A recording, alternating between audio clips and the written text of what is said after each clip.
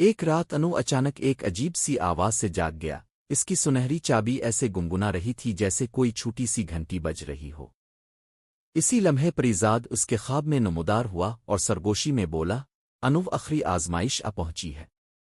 جنگل کا دل خطرے میں ہے۔ یہ دل ایک چمکتا ہوا شفاف کرسٹل تھا جو جنگل کی گہرائی میں چھپا ہوا تھا اور ساری جادوئی طاقت کا سرچشمہ تھا۔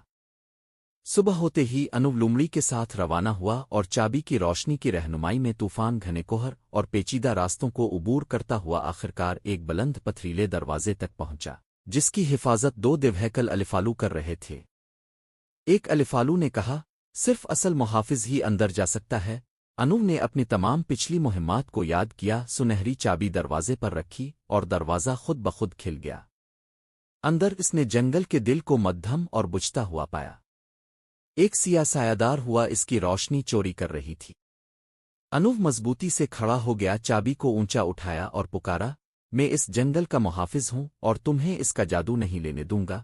چابی اتنی تیز روشنی سے چمکی کہ سایہ غائب ہو گیا۔ جنگل کے دل کی روشنی واپس آ گئی اور ہر درخت، ہر ندی اور ہر جاندار میں گرمی اور زندگی دوڑ گئی۔ پریزاد تمام جانوروں کے ساتھ نمودار ہوا، فخر سے مسکراتے ہوئے بولا، انو تم نے اپنا سفر مکمل کر لیا ہے۔ آج سے جنگل کا جادو ہمیشہ زندہ رہے گا اور تمہارا نام بھی۔ اور چاندنی میں نہاتے ہوئے انو جانتا تھا کہ اس کی مہمات ایک داستان بن چکی ہے۔